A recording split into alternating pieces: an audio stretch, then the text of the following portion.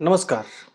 भारत स्वतंत्र होताना भारतातील 3 संस्थानं, पहिलं हैदराबाद, दुसरं जुनागड आणि तिसरं संस्थान म्हणजे भोपाळ यांनी भारतात सामील होण्याऐवजी पाकिस्तानमध्ये सामील होणं पसंत केलं होतं. या भोपाळचा नवाब होता हमीदुल्ला खान.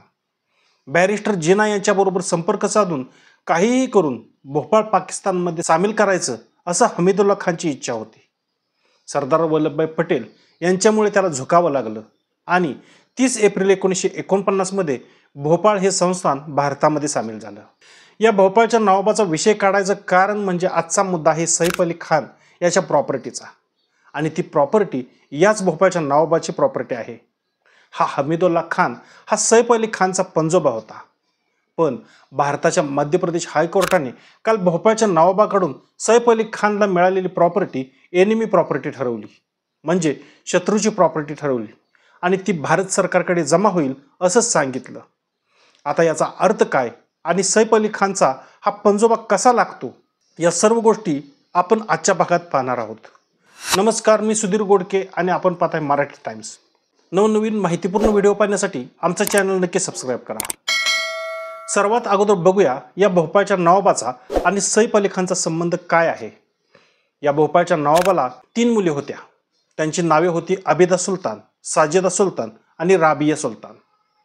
यापैकी आबिदा सुलतान ही भारताच्या स्वातंत्र्यानंतर पाकिस्तानला निघून गेली. बाकी दोघी भारतातच राहिल्या. यातील साजिदा सुलतान यांचं लग्न पतौडीचा नवाब असणारे इफ्तिकार अली खान पतौडी यांच्याबरोबर झालं. या इफ्तिकार अली खानचा मुलगा म्हणजेच मनसूर अली खान पतौडी.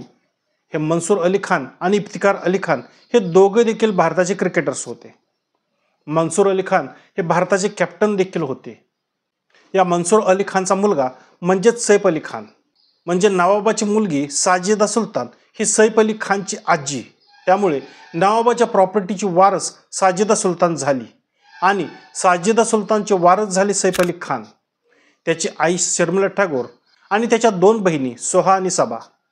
त्यामुळे आजच्या तारखेला भोपाळमध्ये ज्या महत्त्वाच्या प्रॉपर्टीज आहेत, ज्यामध्ये Flag Staff House, luxury hotel, Noor Ul Saba palace, Darus Salam, हबीबीचा palace, Ahmedabad palace, Kohefiza property आणि इतर जमीन जुमला ज्यांची किंमत आजच्या तारखेला अंदाजे 15,000 कोटी रुपये होते. आणि ही सगळी प्रॉपर्टी सैफ अली खानच्या आजीची, म्हणून आजच्या घडीला त्याची अशी समजली जात होती. मग आता बघूया नक्की प्रकरण काय. भोपाळच्या नवाबाची ही सगळी प्रॉपर्टी साजिदा सुलतानच्या वारसांना मिळाल्यानंतर साजिदा सुलतानची जी 3री बहीण होती, तिचे इतर नातेवाईक यांनी कोर्टात धाव घेतली आणि या प्रॉपर्टीवर दावा सांगितला. किमान ही प्रॉपर्टी बाकी सर्वांमध्ये वाटून दिली पाहिजे, फक्त त्यांच्याच एका घराण्याला मिळायला नको असं त्यांचं म्हणणं होतं. त्यावेळी कोर्टाने त्यांचा दावा फेटाळून लावला आणि 2000 साली कोर्टाने सांगितलं की या संपूर्ण प्रॉपर्टीचे मालक शर्मिला टागोर, सैफ अली खान, सोहा अली खान आणि सबा अली खान हे आहेत. त्यामुळे या सगळ्या प्रॉपर्टीची मालकी या खान घराण्याकडे आली. पण 2014 मध्ये भारताच्या कस्टोडियन ऑफ एनिमी प्रॉपर्टी डिपार्टमेंटने सैफ अली खानची ही सगळी प्रॉपर्टी, म्हणजे भोपाळच्या नवाबाकडून आलेली प्रॉपर्टी, ही एनिमी प्रॉपर्टी म्हणून घोषित केली आणि तिचा ताबा आपल्याकडे घेतला. आता इथे असा प्रश्न निर्माण होतो की ही एनिमी प्रॉपर्टी म्हणजे काय. तर शत्रू संपत्ती कायदा म्हणजेच एनिमी प्रॉपर्टी ॲक्ट 1968 हा भारत सरकारचा एक कायदा आहे, ज्या अंतर्गत भारत पाकिस्तान फाळणी म्हणजे 1947 किंवा 1965-1971च्या भारत पाकिस्तान युद्धानंतर पाकिस्तान किंवा चीनमध्ये स्थलांतरित झालेल्या आणि तिथली नागरिकता स्वीकारलेल्या व्यक्तींच्या भारतातील संपत्ती जप्त करण्याचा अधिकार भारत सरकारला आहे. तर या कायद्या अंतर्गत ज्या व्यक्तींनी फाळणीनंतर किंवा युद्ध काळात पाकिस्तान किंवा चीनची नागरिकता स्वीकारली त्यांना शत्रू मानले जाते. त्यांच्या भारतातील मालमत्तांना शत्रू संपत्ती म्हणून घोषित केले जाते. या संपत्तीमध्ये जमीन, इमारती, व्यवसायातील हिस्सा, बँक खाती आणि इतर मालमत्ता, यामध्ये मुवेबल आणि इमुवेबल यांचा समावेश होतो. अशा संपत्ती भारत सरकारच्या custodian of enemy property for इंडियाच्या ताब्यात येतात.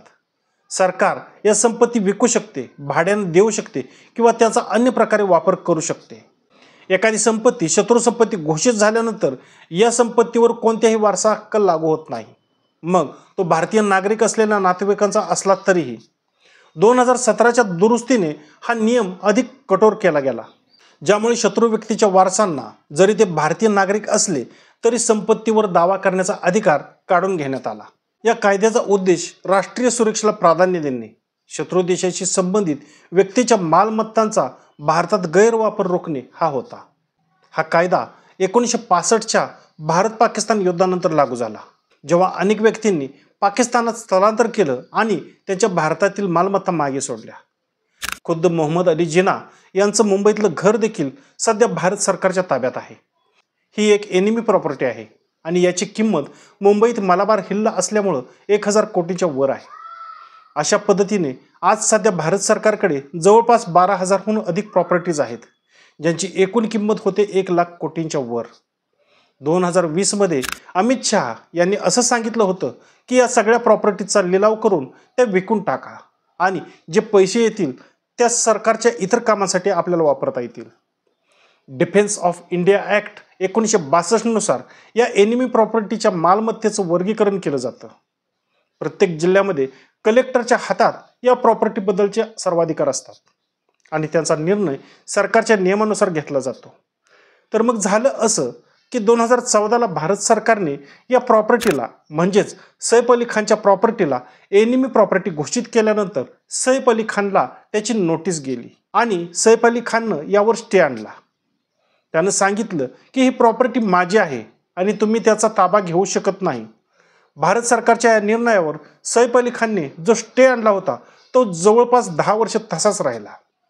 हा विषय थंड झाला होता, पण 13 डिसेंबर 2024ला म्हणजे 6 महिन्यापूर्वी कोर्टाने या प्रकरणामधील कारवाई करण्याचा अधिकार सरकारला दिला, म्हणजे स्टे काढून घेतला आणि सैफ अली खानला या ऑर्डरच्या विरोधात पुढील कारवाईसाठी 30 दिवसांचा वेळ देण्यात आला. पण सैफ अली खानने पुन्हा आपला 30 दिवसात क्लेम केला नाही. त्यामुळे सरकारचा या प्रॉपर्टीवर अधिकार आहे असं गृहीत धरलं गेलं आणि अखेर काल मध्य प्रदेश हायकोर्टाने आपला निकाल दिला, ज्यामध्ये त्यांनी काही महत्त्वाच्या गोष्टी सांगितल्या. त्यामध्ये पहिली गोष्ट म्हणजे 2020मध्ये दिलेला ट्रायल कोर्टाचा निर्णय त्यांनी रद्द ठरवला, ज्यामध्ये सैफ अली खानला ही संपूर्ण प्रॉपर्टी देण्यात आली होती. त्यांनी सांगितलं परत एकदा नव्याने ट्रायल कोर्टाने हा दावा चालवावा आणि पुढच्या 1 वर्षाच्या आत त्याचा निकाल लावावा. दुसरी गोष्ट म्हणजे तोपर्यंत ही संपूर्ण प्रॉपर्टी भारत सरकारचीच म्हणून समजली जाईल. नवाब हमीदुल्ला खानच्या इतर नातेवाईकांच्या वारसांनी जो दावा 1999मध्ये केला होता तो आता परत एकदा कोर्टात चालवला जाणार आहे, कारण त्या वारसांचं असं म्हणणं होतं की या प्रॉपर्टीचं चुकीचं फेरवाटप झालेलं आहे. म्हणजेच साजेदा सुलतानच्या वारसांना सगळी प्रॉपर्टी मिळालेली आहे. ते तसंच झालं नाही पाहिजे. ती प्रॉपर्टी सर्वांमध्ये वाटून मिळाली पाहिजे. त्यामुळे हायकोर्टाने दिलेला हा निर्णय सैफ अली खान याच्यासाठी एक जबरदस्त झटका आहे असं मानलं जातं. 1962 साली भारत सरकारने या प्रॉपर्टीची मालकी साजेदा सुलतान याच्या नावे असल्याचं सर्टिफिकेट दिलं होतं. पण मग अचानक 2014मध्ये भारत सरकारने ती बदलून ही प्रॉपर्टी एनएपी प्रॉपर्टी म्हणून कशी काय घोषित केली असा प्रश्न विचारला जात आहे. पण कदाचित हमीदुल्ला खान या नवाबाची ती प्रॉपर्टी असल्यामुळे आणि भारत स्वतंत्र होण्याच्या सुमारास ती प्रॉपर्टी हमीदुल्ला खानच्याच नावावर असल्यामुळे ही प्रॉपर्टी एनिमी प्रॉपर्टी म्हणून गृहीत धरली असेल. जी प्रॉपर्टी त्याच्या मुलीच्या नावावरच नव्हती ती प्रॉपर्टी त्याच्या मुलीच्या वारसांना कशी देता येईल असा देखील एक तर्क कोर्टात केला जात आहे. या गोष्टीची पुन्हा एकदा कोर्टात फेरमांडणी होणार आहे, त्यावर चर्चा होणारच आहे आणि त्याचा निकाल लागणार आहे. आपल्या या सगळ्या घडामोडीवर लक्ष राहीलच, पण या मुद्द्यावर तुम्हाला काय वाटतं ते आम्हाला कमेंट करून सांगा. भारत सरकारने ही प्रॉपर्टी जप्त करायला हवी का, आणि जप्त करायला हवी तर ती का करावी, आणि अगर करू नये तर ती का करू नये हे आम्हाला कमेंटमध्ये सांगा. व्हिडिओ आवडला असेल तर नक्की लाईक, शेअर आणि सबस्क्राईब करा. धन्यवाद.